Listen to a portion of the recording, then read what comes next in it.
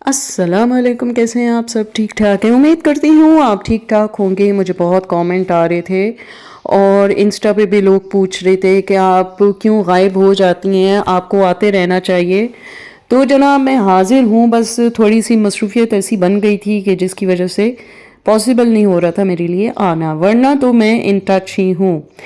تو جناب بات یہ ہے کہ کبھی کبھی علی وغیرہ کی تو ویڈیوز آگے پیچھے گھومتی رہتی ہیں، کیونکہ علی جو ہے دن میں 10 4 4 2 ویڈیوز ڈالتا رہتا ہے۔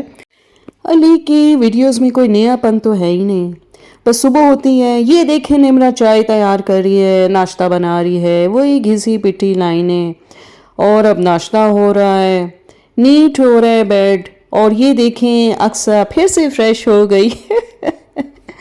ورنہ تو اللہ معاف کرے ٹوتھ پیسٹ کا پیچھا ہی نہیں چھوٹتا تھا، جب جب اقصیٰ واش روم گھستی تھی علی بھی پیچھے پیچھے روانہ ہو جاتا تھا۔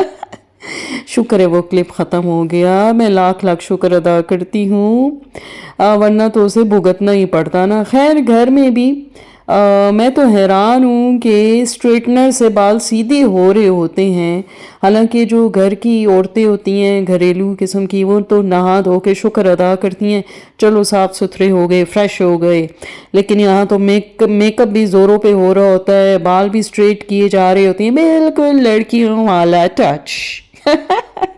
حالانکہ دو دو بچوں کی اماں ہے، لیکن بس کیا کہنے۔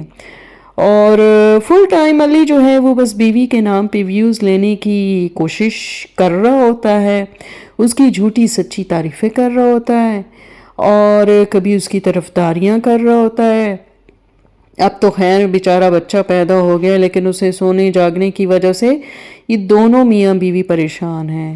بڑی سٹرینج سی بات ہے، وہ کیوں؟ وہ یہ کہ بھائی ماں تو ماں ہوتی ہے نا، وہ اپنی تکلیف کا اظہار کبھی نہیں کرتی، وہ بھی بچے سے ریلیٹڈ، وہ اس کو سکون سے ہضم کر جاتی ہے۔ لیکن یہاں تو معاملہ یہ ہے کہ ماں باپ دونوں ہی پریشان ہیں، بچہ سوتا نہیں ہے، بچہ یہ بچہ وہ۔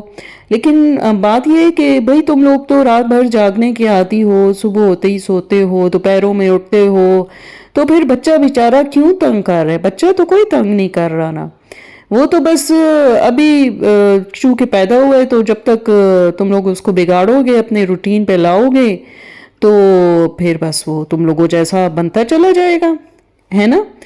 اور اب یہ کہتے پھرتے ہیں کہ جی نیند پوری نہیں ہوتی، نیند پوری نہیں ہوتی، اور دن بھی ڈسٹرب گزرتا ہے، کیونکہ علی سے تو پھر ڈرائیونگ بھی نہیں ہوتی نا، اور گھر کے کام بھی نہیں ہوتے، اور نہ گھر سے باہر کے کام ہوتے۔ اچھا جی، ان کا ایک اور بھی بڑا مزیدار وہ ہوتا ہے کہ جی اب چائے کھانے کے بعد ریڈی ہو گئی ہے، اب ہم چائے پئیں گے۔ اور اس دن تو علی صاحب جو ہیں وہ تو چائے بنانے کا طریقہ سمجھا رہے تھے۔ اچھا پھر بار بار علی کا موسم کا ذکر کرنا، بھئی لاہور تو ہوتا ہی گرم ہے گرمیوں میں، کیسی باتیں کرتے ہو علی؟ مجھے تو ایسے لگتا ہے بار بار موسم کا ذکر کرتے ہو تم وہاں جا کے جیسے پھنس سے گئے، تو آ جاؤ نا واپس۔ کیا مسئلہ تھا تمہیں اپنی جگہ پہ رہنے کا؟ سمجھ ہی نہیں آتی کہ یہاں سے بھاگے ہو۔ کس چیز کا خطرہ تھا؟ جان کا خطرہ تھا؟ مال کا خطرہ تھا؟ کس چیز کا خطرہ تھا؟ اپنوں والی جگہ کو چھوڑ کے غیروں والی جگہ پہ جا کے بیٹھ گئے ہو، بڑی عجیب سی بات ہے۔ اور بس جو پہلی فیملی ٹکرائی تھی ان لوگوں کو، مطلب لاہور گھستے ہوئے، تو صحیح معنوں میں انہوں نے تو ان کو دھوکہ دیا۔ کیوں علی میں صحیح کہہ رہی ہوں؟ وہ فرسٹ ون فیملی فوزیہ یا ایکس وائی زی، اب میں نام نہیں لوں گی کیونکہ نام آپ کو اچھے سے پتہ ہے، میں یہ جان سکتی ہوں کہ وہ آپ کے ایریا میں رہتے ہیں، ٹھیک ہے، 2 بچے ہیں ان کے، اور کھانا پیک کر کر کے آپ کو دیتے تھے، واپسی میں عائشہ کے لاڈ اٹھاتے تھے، لیکن عائشہ کی برتھ ڈے تو یوں ہی گزر گئی، اس میں وہ موجود ہی نہیں تھے۔ تو علی آپ نے کبھی ذکر نہیں کیا کہ ناراضگی کی وجہ کیا بنی، وہ کون سی دھوکے بازیاں تھیں؟ مجھے تو پتہ ہے، مجھ سے کچھ ڈھکا چھپا نہیں ہے، جس نے بتایا بڑے پروف کے ساتھ بتایا ہے کہ آپ کو دھوکہ ملا ہے۔ تو خیر کہنے کا مطلب یہ ہے کہ آپ کیوں ان سے دور ہو گئے، ریزن تو آپ کو پبلک کو بتانا پڑے گا۔ آپ سے تو جو بھی پوچھا جائے آپ تو اس چیز کا جواب دینا پسند نہیں کرتے، شرم سے تو آپ اس فیملی کا ذکر تک نہیں کرتے۔ ایسا بھی کیا ہو گیا علی؟ کیا اقصیٰ پہ نظر انہوں نے رکھی تھی، یا پھر آپ کے مال پہ نظر رکھی تھی، یا پھر کسی قیمتی چیز پہ نظر رکھی تھی جو آپ کے گھر میں موجود ہے؟ اچھا، علی نے ایک اور کام بھی شروع کیا ہوا ہے، بھیک مانگنے والا نیا اسٹائل۔ اقصیٰ کو انسٹا پہ فالو کریں۔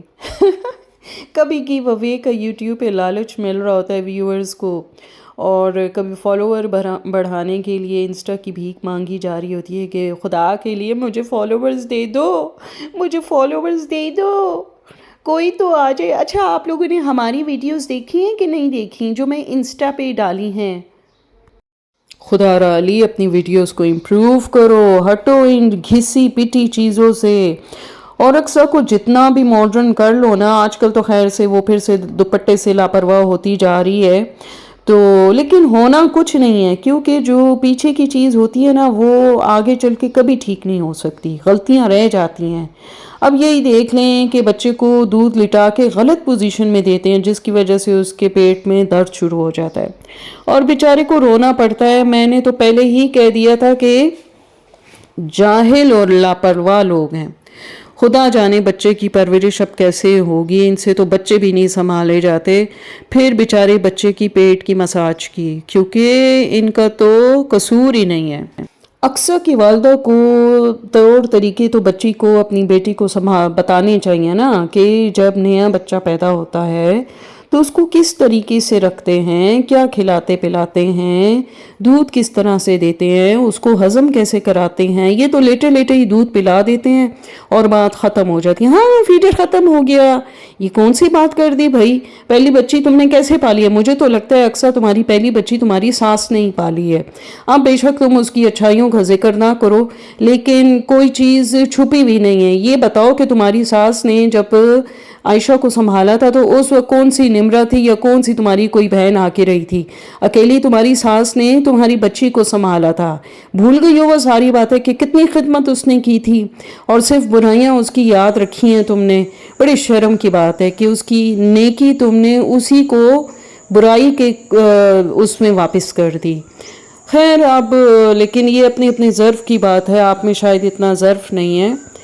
اور علی جو ہے وہ جب بھنڈی کھا رہا تھا تو جس اسٹائل میں اس نے فاک کا کہا تھا تو دیکھنے والی شکل تھی قسم سے، کہ اسٹائل ہوتے ہوئے بھی اسٹائل نہ ہونا، او ہو، ہائے ہائے کیا کہیں۔ اس بارے میں مجھے ایک محاورہ نظر آ رہا ہے، لیکن میں بولوں گی نہیں کہ وہ میں کیسے کہوں، اور کیونکہ سمجھنے والا بھی تو کوئی صحیح بندہ ہونا چاہیے نا، تو وہ یاد آنے پہ بھی محاورہ میں نہیں کہوں گی۔